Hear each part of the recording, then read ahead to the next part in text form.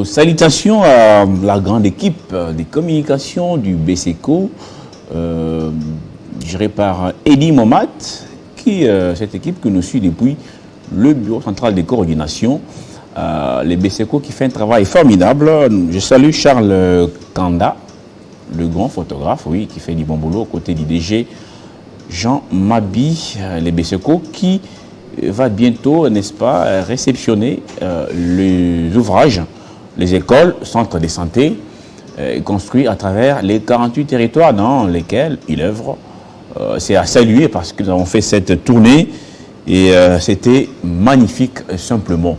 Alors beaucoup de courage à vous et continuez de servir la nation comme vous savez bien le faire. Notre invité est déjà avec nous pour parler justice dans notre pays. Lui nous vient de l'Inikin, hein. Il a fait les droits.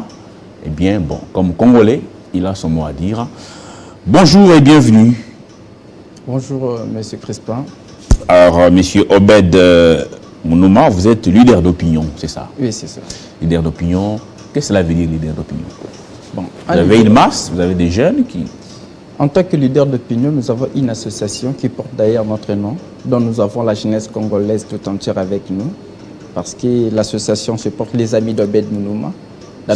C'est pas une autoproclamation là? Non, c'est pas une autoproclamation parce que au-delà de tout, nous sommes là pour défendre les intérêts des souverains primaires que nous sommes. Parce que si nous laissons notre place aux autres, personne ne les fera. Alors nous sommes mieux placés de défendre nos intérêts le plus souverainement garantis. Alors, actuellement, vous avez suivi il n'y a pas longtemps le chef de l'État, Tshisekedi, s'exprimer et il répondait aux questions de la population. Il a dit une phrase qui m'a tiqué, moi en tout cas, s'il y a une épine dans les pieds, s'il y a une tache noire sur son bilan, c'est la justice qui n'a pas fait son travail ou qui ne fait pas bien son travail. Est-ce que c'est le même constat chez vous? D'une part, d'entrée de jeu, nous dirons oui, parce que lorsque l'autorité suprême, qui est le commandant suprême, qui est le garant de la nation et du bon fonctionnement des institutions, fait ces constats, c'est la preuve en suffisance que la justice n'était pas à la hauteur d'accomplir la vision effective et éclairée du chef de l'État qui est le président Félix Tshisekedi Tshilombo. Et cela étant, nous, en tant que leader d'opinion, nous relèverons aussi à ce que, de façon à ce que les pouvoirs judiciaires ou le ministère public qui est chargé de rechercher les infractions ne puisse pas être passif, mais qu'il puisse être plus actif et proactif dans ces recherches des infractions. Vous constaterez avec moi dans la cité que souvent il y a des infractions de bavure qui se commettent entre civils et policiers qui, si vous entrez dans la matière, vous trouverez que c'est le policier qui a l'erreur. Mais lorsque le civil ou nous, souverains primaires, nous viendrons de façon à ce que nous puissions intervenir sur les cas et nous serons ratiboisés par ce policier parce qu'il est entouré de ses amis. Mais nous, policiers, nous, civils, en tant que souverains primaires, nous ne pourrions pas répliquer de la même sorte que ceux qui nous gardent avec nos biens. Alors, qu'est-ce que nous devons faire? Nous devons faire recours à la loi. Maintenant, ça arrive très souvent, si nous faisons recours à la loi, et souvent, il y a les frais à payer. Or, la loi dit que la justice est constitutionnellement garantie gratuite. Mais aujourd'hui, lorsque vous êtes devant un OPJ, à la police, il vous demandera de payer les stylos, de payer le papier duplicataire. De payer l'encre. De payer l'encre. Vous mangez. Or, il est engagé par l'État, payé par l'État congolais pour servir la population congolaise qui est souverain primaire. Je vois là avec un petit bouquin à côté, ça doit être notre constitution, c'est ça? Oui, c'est la copie de la constitution. Donc vous maîtrisez mieux tous ces articles? Bon, on dirait que nous maîtrisons mieux tous ces articles et la constitution, ça serait une utopie parce que même les grands constitutionnalistes congolais reconnus, le professeur André Mbata, le premier vice-président de l'Assemblée nationale, ne les maîtrise pas peut-être du tout. Donc ce sont des lois qui est le principe général du droit, mais il y a aussi les lois particulières parce que nous disons en droit qu'il est spécial des rouges au général. Alors pourquoi on a l'impression que ces petits bouquins-là divisent profondément les hommes de droit que vous êtes? Et c'est là que vous venez d'apprécier les anciens qui qui sont champions en droit constitutionnel, et les nouveaux, finalistes et tout, ça divise profondément. Et parfois, ça dépend de quel camp on se retrouve. Hein. Vous saviez... On a du mal à dire les droits correctement. Pourquoi? Ce que je vais vous dire ce matin est que nous avons la lettre et l'esprit de la lettre. La majorité des juristes ou des scientifiques congolais ne lisent que la lettre. En lieu et place de lire l'esprit de la lettre. Prenons l'hypothèse où nous prenons l'article 164 de la Constitution de la République du Congo du 18 février 2006, tel qu'est modifié. Et vous trouverez que on parle sur les immunités. Le droit congolais en soi ne reconnaît pas les immunités absolues au chef du président de la République ou du Premier ministre. Les immunités absolues est reconnue uniquement au corps diplomatique ou les ambassadeurs. Donc, tout bénéficiaire des immunités en droit congolais ne bénéficie que des immunités relatives. C'est-à-dire quoi? Cela veut dire que vos immunités peuvent être enlevées devant l'organe dont vous êtes compétent. Prenons l'hypothèse d'un député national ou d'un sénateur ou d'un président de la République qui est mis devant la barre, devant l'Assemblée. Il faut qu'il y ait congrès pour un président de la République. Il faut que le congrès, donc la chambre haute et la chambre basse, se réunissent en congrès de façon à ce qu'ils puissent enlever les immunités au chef du président de la République. Prenons l'hypothèse où un vice-premier ministre qui fait des désordres à la cité, où ses enfants sont porteurs des immunités, où ils prévoient d'être porteurs des immunités de leur papa. Donc d'ailleurs, son père en tant que un vice-premier ministre ou un vice-ministre ou un ministre provincial n'est pas bénéficiaire des immunités. Ils sont bénéficiaires des inviolabilités. Et nous devons entrer maintenant dans l'esprit de la loi, interroger la loi. Que dit la loi sur la question des immunités? Maintenant, si nous nous limitons en tant que juriste, que ce soit le juriste en formation, que ce soit le juriste des formations, nous devons mieux maîtriser l'esprit de la lettre dont nous lisons ou l'esprit de la loi. Alors, cet esprit de la loi, j'ai l'impression que ça échappe à beaucoup d'entre vous. Bien sûr que oui. Est-ce fait à dessein pour des intérêts mesquins? Parce qu'il y en a qui défendent des camps politiques, des vrais juristes. Hein. Moi, j'ai d'ailleurs croisé un étudiant qui me disait, mais papa journaliste, qu'est-ce qu'on fait? C'est qu'on nous enseigne par des professeurs. Certains d'entre eux gèrent les institutions. Et ce qu'ils font, c'est le jour et la nuit. Qu'est-ce que je dois faire? Il me posait la question. Et j'ai compris cet étudiant. Il est un peu embarrassé. Il ne sait pas qu'est-ce qu'il faut faire. Pourquoi est-ce qu'à l'université, ils sont clairs et nets avec nous, et dans la pratique, ils alimentent l'ambiguïté. Il y a un principe, ils deviennent un peu des chauves-souris, quoi, comme on dit. Il y a un principe sacro-saint scientifique qui dit que la théorie est rose, mais la pratique est morose. Cela étant, en tant que juriste, c'est ce que je viens de ratiboiser trop récemment, que nous devons au préalable traduire nos lois dans toutes nos 4 langues nationales de façon à ce que même les plus démunis de la société, même ceux qui n'ont pas fait l'école, puissent connaître leurs droits et obligations dans la langue dont ils maîtrisent mieux. Prenons l'hypothèse où nous parlons sur la question des immunités au chef du président de la République, du Premier ministre, les immunités face à un sénateur ou à un député national. Vous trouverez que les Congolais ne seront pas trop à la mature parce qu'ils voient que la loi, ils voient que la lettre, mais ils ne sont pas dans l'esprit de la lettre. Vous voyez dans le... Mais qui doit enseigner l'esprit de la lettre? À l'université. À l'université. Prenons l'hypothèse, à l'université, nous partons tous pour être formés, être encadrés. Mais l'encadreur nous dit que voilà l'esprit de la loi. La loi dit que le président public et le premier ministre sont bénéficiaires des immunités purement relatives. Mais un ambassadeur ou un corps diplomate est bénéficiaire des immunités purement absolues. C'est-à-dire les immunités d'un ambassadeur est totale et à l'unanimité. Donc personne ne peut lever ça. Ah oui. Et les immunités de l'ambassadeur ou du corps diplomate va au-delà. Donc ça atteint même ses enfants, ça atteint même son chauffeur, son bon et autres. Mais ce n'est pas le cas aux immunités que porte le président de la République ou les députés nationaux. Vous trouverez que beaucoup de Congolais savent que tout ministre est porteur des immunités. Or, tout ministre n'est pas porteur des immunités, que ce soit relatif ou autre. Mais un vice-premier ministre, le vice-ministre et les ministres sont des porteurs de l'inviolabilité. Et cela, si aujourd'hui, comme nous avons porté plus haut notre voix, de façon à ce que le gouvernement et le chef de l'État puissent s'impliquer à notre proposition sur la tradition de nos lois à quatre langues nationales. Cela fera en sorte... Où est-ce que vous en êtes aujourd'hui? C'était dit sur ces plateaux. Lorsque je vous ai reçu la dernière fois, vous étiez dans cette démarche pour pouvoir amener les autorités à traduire en nos quatre langues nationales ces livres de la loi, qui est notre constitution. C'est déjà à quel niveau tout ça?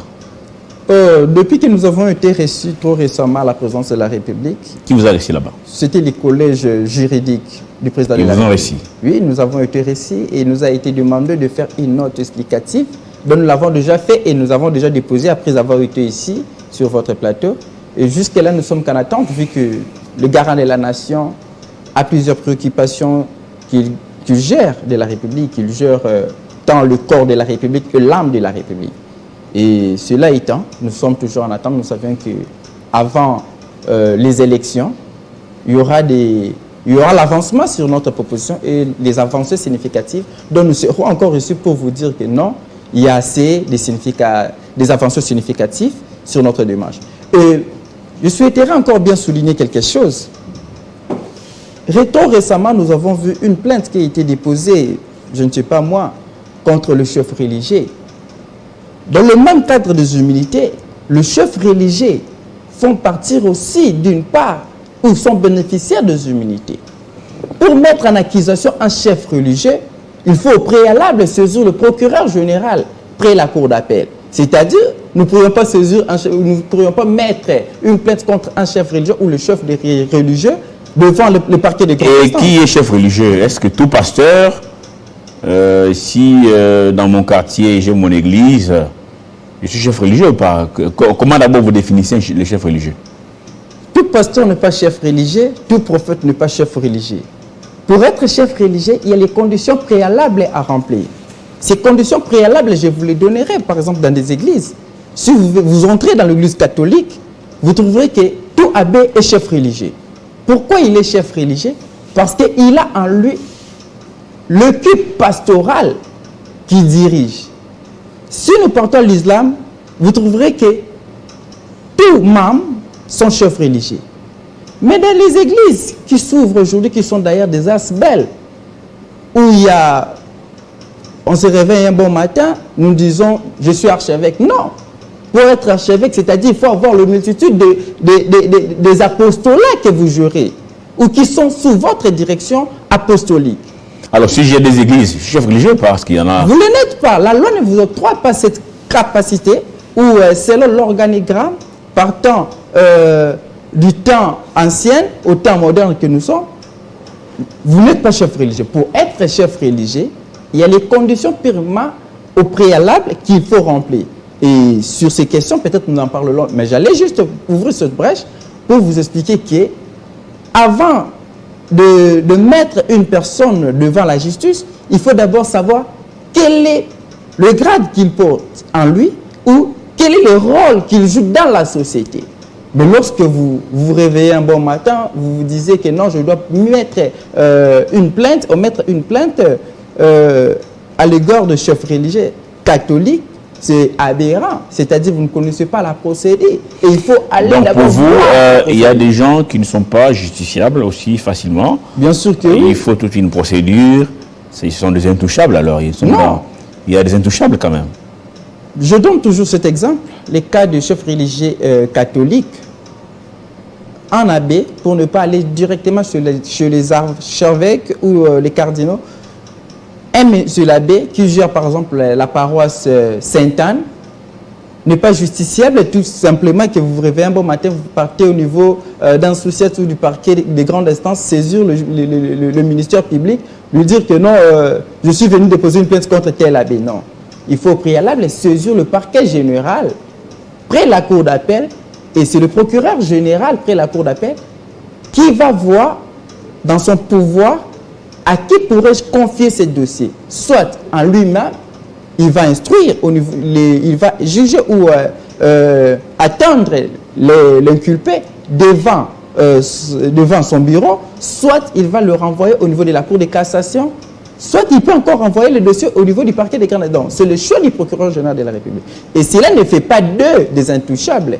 Et intouchables, par exemple, je vais vous donner des exemples à l'appui. Nous étions tous dans ce pays. Nous avons vu des personnes qui ont dit que non, il n'existait pas l'état des droits dans ce pays. Regardez, il y a les arrestations arbitraires à l'époque de Joseph Kabila. Mais aujourd'hui, lorsque nous passons, nous disons que non, telle personne, tel DG, ce qu'il est en train de faire n'est pas bien. Nous le disons au plan journaux. Qu'est-ce qui nous arrive? Vous trouvez que les militants, de ceux qui sont aujourd'hui au pouvoir, nous viennent nous dire que non. Attendez, vous allez voir.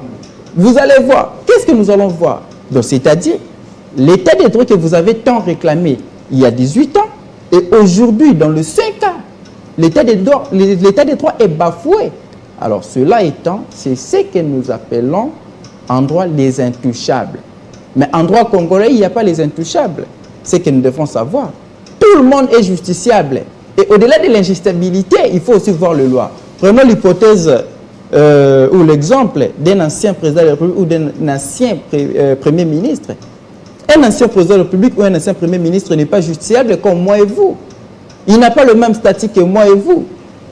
Moi et vous, nous pouvons être justiciables matin, midi, soir, devant n'importe quelle juridiction judiciaire. Mais un ancien président de la République et un ancien Premier ministre sont régis dans des statuts particuliers purement. Un ancien Premier ministre, un ancien président de la République, il y a une loi spéciale parce qu'en droit, nous disons d'ailleurs que le spécial déroge au général. Donc il y a une loi particulière ou une loi spéciale qui protège ces décors anciens. Obed Mounouma, leader d'opinion, nous allons terminer avec vous. Peut-être un vœu, parce que là, la justice qui est mise à mal, c'est pas moi qui l'ai dit, le président Tshisekedi l'a dit lors de cette interview, que la justice qui devait élever notre nation, comme le dit la Bible, cette justice est en train de nous rabaisser, de nous faire reculer. Et là, la justice est devant un cas très sérieux. La semaine dernière, on a connu l'assassinat d'un député national en fonction, Chéribin Okende. Qu'est-ce que vous pouvez demander à la justice de notre pays par rapport à ce dossier? C'est pour conclure, avant de se séparer. Comme nous l'avons vu très tantôt dans vos médias ou dans d'autres médias aussi, nous avons vu que la famille de la victime, la famille du Chéribin Okende, que je présente d'ailleurs mes condoléances les plus sincères, et ils ont saisi la justice. Et en saisissant la justice en son tour doit au préalable aussi saisir la police scientifique. Mais ce qui n'est pas le cas jusqu'à la preuve du contraire, parce que si c'était le cas, les gens dans les médias, on allait les suivre. Il a fallu que la police scientifique, parce que notre pays est d'ailleurs riche, nous avons aujourd'hui la police scientifique qui devrait venir fournir des enquêtes. Par quel mécanisme elle a été tuée? Est-ce qu'il y a eu seulement assassinat par balle? Et s'il y a eu assassinat par balle, il faut voir l'organigramme de ce balle, il faut voir tout le mécanisme. Mais ce qui n'est pas le cas. Donc, ce que nous demanderons à la justice, que la justice soit faite. Et je fais trop confiance à notre justice parce que la justice de la République du Congo ou l'appareil judiciaire de notre pays, c'est un appareil judiciaire qui est trop farouche, trop actif pour des cas parallèles. Très bien dit. Je vous dis merci pour cette intervention. Notre justice doit faire son boulot par rapport à ces crimes odieux qui ne peuvent pas rester impunis. Les coupables doivent être traqués et voilà, et subir la rigueur de la loi. Je vous dis merci d'être parti sur Télé 50. Vous reviendrez si jamais vous obtenez gain de cause avec cette demande pour la traduction en langue nationale de notre Constitution pour permettre à chaque couche de la population, n'est-ce pas, de comprendre un peu ce qui est dedans et de ne pas se faire rouler de temps en temps. Merci beaucoup. Merci. La suite, c'est après ceci.